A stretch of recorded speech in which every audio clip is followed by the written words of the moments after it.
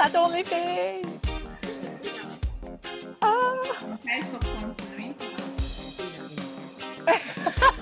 Non! Vous restez là!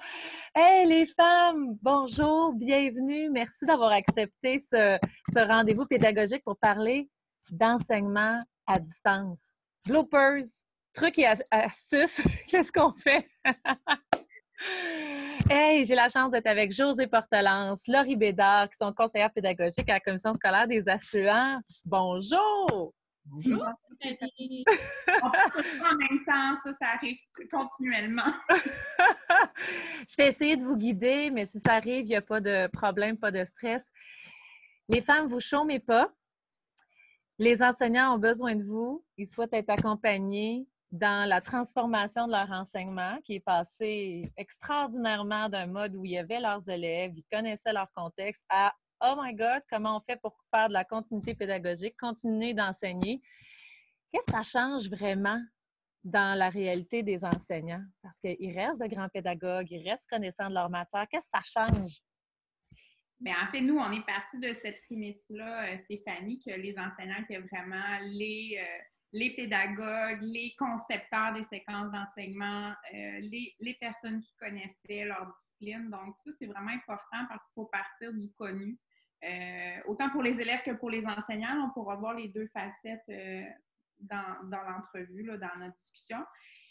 Mais nous, c'était vraiment important qu'on parte de ce que les enseignants connaissaient. Donc, les 3 temps de l'enseignement, là, préparer les apprentissages, réaliser, puis après ça, intégrer tout ça, bien, les enseignants, c'est du connu. Donc, nous, on est parti de ça.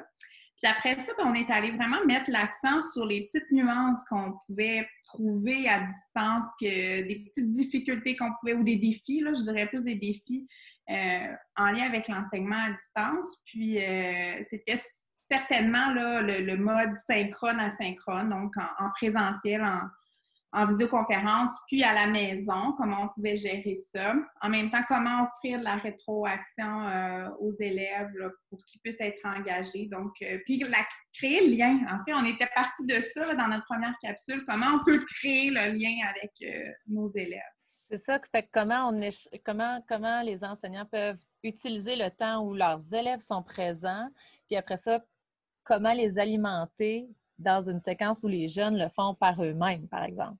Exact. Mais c'est pour ça qu'on appelle ça, on a gardé dans le titre des capsules qu'on a créé le mot actif, la pédagogie active, parce qu'on veut justement que l'enfant fasse partie de son processus. T'sais. Ça arrive dans la classe, mais il faudrait que ça arrive à distance aussi. Donc, l'analyse de la situation fait en sorte que, bien là, mon élève est devant son écran. Comment je peux faire pour le rendre actif? Même si je dois exposer une leçon ou parler pendant une vingtaine de minutes, bien peut-être que je peux lui demander de me montrer sa réponse sur un papier ou de l'écrire dans le clavardage ou juste de mettre un pouce, ça va bien. Donc, des stratégies pour le garder engagé, pour qu'il ait l'impression que sa présence est nécessaire et qu'il est actif dans ce qu'il fait. Puis, on a ramené ça aussi dans le temps parce qu'on ne se fait pas des visioconférences super longues. On essaie de limiter ça le plus possible. D'où, après ça, l'idée de venir travailler en asynchrone, donc donner des tâches où l'élève va pouvoir aller travailler à la maison, puis on va pouvoir venir faire des petits points de vérification là, pour s'assurer que tout va bien, qu'il a bien compris la consigne, qu'il n'a pas besoin d'aide. Et on s'est rendu compte ben, que c'était un point majeur, que ça devenait super intéressant de faire de la différenciation dans ce contexte-là. Intéressant et facile parce que là, déjà, je peux créer mes sous-groupes. Je peux les rencontrer à des heures différentes, puis je n'ai pas vraiment les autres à m'occuper dans la classe. Ils ne sont pas là, ils sont chez eux. Donc, je me concentre sur mon petit groupe selon leurs besoins spécifiques, puis ça me permet justement de répondre plus facilement à leurs besoins d'apprentissage. Wow! Puis là, est-ce que vous diriez qu'il y a des stratégies différentes de différenciation pédagogique pour des enseignants qui ont des groupes du primaire, qui sont au primaire, puis ceux qui sont au secondaire? Oui, en fait, on n'a pas du tout les mêmes défis au primaire, au secondaire. On a même rencontré des enseignants de la formation professionnelle aussi, puis de la formation générale des adultes, des champs auxquels Josée et moi, on n'est pas habitués, avec lesquels on n'est pas habitués de travailler. Les défis sont complètement différents, surtout au secondaire, là, c'est en lien avec l'organisation scolaire beaucoup. Donc, la gestion des horaires des élèves, Donc ça, c'est un point qu'on n'avait peut-être pas vu venir avant, mais qu'on a dû se réajuster là, en cours d'enseignement à distance parce que les élèves, finalement, arrivaient à avoir plus d'heures d'enseignement qu'il y en avait en réalité en classe, donc plus d'heures de visioconférence. Donc ça, c'est un point que les écoles ont dû se réajuster pour pouvoir réorganiser là, les horaires et tout ça. Puis, au niveau de la différenciation pédagogique, c'est certain que le titulaire du primaire, qui a en moyenne 25 élèves dans sa classe, c'était peut-être plus évident de faire des sous-groupes de besoins. Donc, les enseignants ont créé des horaires, des plans de travail. Donc, souvent, ils ont des moments de visioconférence en matinée, puis ils vont avoir des sous-groupes, soit l'après-midi ou même pendant une tâche qu'ils sont en train de réaliser avec les élèves. Au secondaire, c'est certain qu'avec l'organisation scolaire, ça fait en sorte qu'ils ont souvent des gros groupes insérés à la fois. Donc, ils vont se concentrer sur le contenu essentiel, donc en mode synchrone, donc en visioconférence. Puis ensuite, ils vont avec des environnements numériques d'apprentissage qui vont permettre aux élèves de poser leurs questions. Puis après ça, j'ai vu des enseignants là, qui ont créé des horaires là, de rencontres, soit individuelles ou en sous-groupe, donc des plages horaires. Donc, c'est des solutions qu'ils ont pu trouver, mais c'est certain que c'est un plus grand défi, là, la différenciation au secondaire. Au secondaire, particulièrement parce qu'ils ont un grand groupe d'élèves. Fait que là, vous avez parlé de quelque chose de vraiment important, de plein de choses vraiment importantes. mais je retiens d'abord l'importance de la motivation, de garder les élèves actifs, de créer la relation au travers de cette réalité-là d'enseignement à distance ou on va dire hybride. Mais vous avez nommé aussi des paramètres qui sont importants à considérer quand on est à distance. Ce serait quoi ces éléments-là, là, si vous en feriez un résumé, que c'est des incontournables à réfléchir, puis ça change la dynamique d'enseignement? Le temps, déjà, avec lequel on est en visio. Tout à fait. Bien, nous, ce qu'on disait, c'est de varier les façons d'entrer en contact avec l'élève et les tâches qu'on va lui demander. Donc, tu sais, si on veut amorcer notre leçon, souvent, ce qu'on dit, c'est qu'on n'est pas obligé d'être en synchrone. Ça peut être une mini-capsule qu'on envoie qui va expliquer le but de la rencontre. Après ça, on peut faire une vraie rencontre en visuel. Ça peut être des élèves qui présentent pendant la visio aussi, donc ça fait changement aussi. On a l'impression de faire partie de l'enseignement en tant que tel. Donc, varier les approches, je pense que c'était quelque chose d'un point important. Rendre l'élève actif, on en a parlé. On a remarqué aussi, autant pour les profs que pour les élèves, créer une communauté, créer un ensemble où on va pouvoir aller partager nos stratégies, nos besoins, nos questions, nos bons coups. Oui, j'ai jamais fait autant de visioconférences dans les 2 derniers mois que de toute ma vie, mais on a quand même l'impression qu'on est pris tout seul avec nos problématiques. Fait que l'importance de construire un réseau, pour les profs, ça a été quelque chose de super révélateur. Nous, on a fait des rencontres webinaires après la diffusion de nos capsules où les profs venaient simplement échanger, poser des questions, partager ce qu'ils avaient fait, partager ce qui avait moins bien été, puis on faisait du pouce là-dessus. Le Raymond n'avait rien de préparé pour ces rencontres-là. Puis on le disait au début de la rencontre, bien, c'est pas une formation, c'est un moment d'échange. Fait qu'est-ce qu'il y a quelqu'un qui est prêt à se lancer? Des fois, il y avait des longs silences. Puis là, on était, bien, on accepte, on accueille le silence, mais ça finissait toujours par avoir beaucoup d'échanges, tu sais. Et on était vraiment sans filet, hein? Puis on essayait aussi de montrer, de se mettre dans une position très humble dans tout ça parce que tout le monde, on est dans la même situation. Ça, c'était vraiment important de le mentionner aux enseignants et ce l'est encore, là, d'ailleurs. Puis, autre chose qu'on n'a peut-être pas mentionné, mais c'est tout l'aspect de considérer l'émotion de la personne. Donc, tout l'aspect affectif, on a dit oui, créer le lien, mais on ne gère pas tous la situation de la même façon. Donc, on a commencé nos rencontres avec les enseignants, nos accompagnements avec les enseignants en allant saisir l'émotion. Tu sais, tout simplement avec un Mentimeter. C'est quoi notre émotion du moment, là, en lien avec l'enseignement à distance, en un mot? Puis là, en même temps, ça nous donnait le pouls de ce qui ressortait, puis on pouvait essayer de faire les liens avec ces émotions-là, puis nos interventions aussi sont modulées dans ce sens-là. Puis c'est la même chose avec les enfants aussi, les premières rencontres. Ça, Josée a dit, ils vont vouloir vous montrer leur chat, parce que Josée aime beaucoup montrer ses chats, là. D'ailleurs, je ne sais pas son où, là.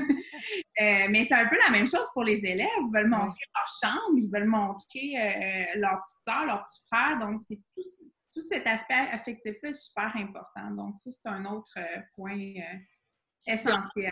On a parlé aussi, on ne l'a pas mentionné aujourd'hui, mais on en a parlé beaucoup dans les rencontres, tu sais, de faire preuve de bienveillance. Ça va avec les émotions, tu sais, la bienveillance envers les autres qui vivent une situation différente, mais la bienveillance envers soi-même. Tu sais, c'est pas vrai que présentement, tout peut bien aller, là. C'est jamais arrivé pour personne de manquer d'école pendant aussi longtemps.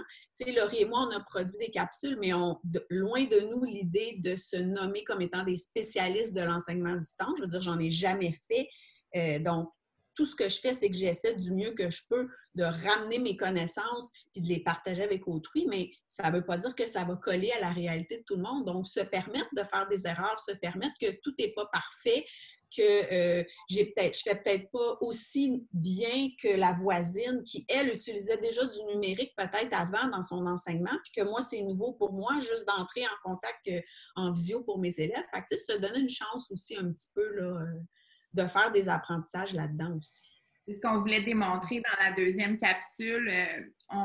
On propose des séquences d'enseignement, donc des modèles, donc selon les différents modes. Puis, il y a toujours une version qui est avec très peu de technologie, puis une version avec une utilisation avec plus d'outils technologiques pour montrer qu'on peut faire de l'enseignement à distance, même si on ne maîtrise pas tous les gadgets techno, toutes les applications technologiques qui existent. On va utiliser notre visioconférence. Il y a plein d'enseignants qui font des super belles choses avec leur caméra Ziggy en écrivant à la main. Puis, donc, on peut faire de l'enseignement à distance qui engage nos élèves, qui les rende actifs, même si on utilise très peu d'outils technologiques. Ça aussi, c'était dans le souci de prendre soin des enseignants puis de prendre soin des élèves aussi. Les pauvres doivent tous s'approprier aussi en même temps. Ils ont une belle capacité d'adaptation, là, les élèves, en ce moment. Là. Oui, mais vous avez tellement bien présenté les éléments à considérer dans le contexte actuel d'enseignement à distance qui éventuellement deviendra peut-être hybride. On ne sait pas de quelle manière ça va évoluer. Puis ça me rappelle à quel point, puis on le dit souvent à l'école branchée, les enjeux à l'ère du numérique, ils sont humains. Fait que d'abord prendre connaissance de comment on vit la situation, d'être bienveillant avec nous, envers les autres, prendre le temps de considérer comment les autres le vivent. Ça se fait dans la perspective d'équipe comme enseignant, puis vous l'avez dit aussi, dans une perspective aussi où on accompagne les jeunes. Et ça, c'est hyper important, la relation, vous l'avez dit, puis ça aide à garder la motivation des jeunes. Puis après, ben, les enseignants sont des grands pédagogues, connaissent leur stratégie d'enseignement. Puis après ça, ben, il y a de le transposer avec une séquence qui prend en considération la charge de travail, le temps qu'il y a, le contexte inhabituel, les possibilités aussi, parce que c'est une montagne russe d'émotions et de possibilités, cette réalité, hein? On n'a pas été chanceux non plus parce que tout a été tout le temps modulé. On ne savait jamais sur quel pied, comment on allait. T'sais, nous, quand on a commencé, c'était prévu que notre gang, nos profs s'en allaient dans les écoles, mais nous, on est dans une zone chaude. Donc, finalement, personne n'est rentré, même au primaire. Donc là, c'est devenu ultra pertinent de les soutenir, mais dans un court laps de temps. Donc, tout le monde s'est senti brusqué un peu. Chapeau les profs. Moi, je le dis souvent, je l'écris souvent sur les médias sociaux. Ils ont fait ils ont pris une grosse bouchée et ils ont été capables de se revirer sur un dissous, comme on dit, assez rapidement. Je les félicite de tout cœur. Puis, ce que je trouve qui manque encore, si je peux me permettre, Stéphanie, c'est le partage de ce qui se passe bien. T'sais, moi, j'ai fait ça, j'ai utilisé telle stratégie, c'était pas nécessairement numérique, mais ça a marché.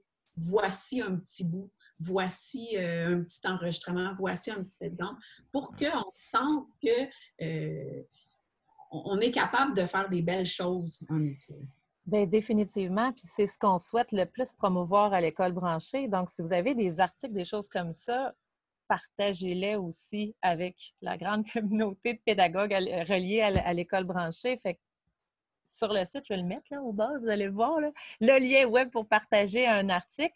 Puis je sais que, comme chez vous, il y a des communautés qui se sont créées à l'intérieur des écoles, des commissions scolaires.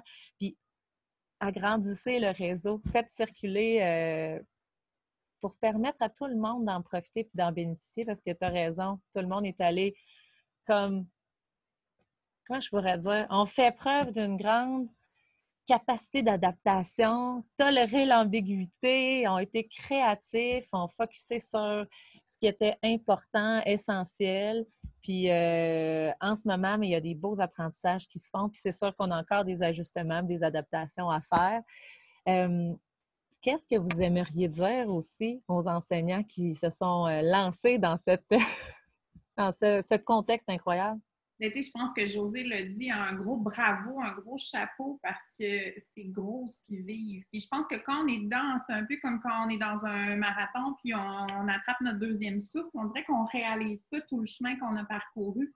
Puis moi, je trouve qu'il y a un pas de géant qui a été fait dans les derniers mois, dans les dernières semaines. C'est assez positif.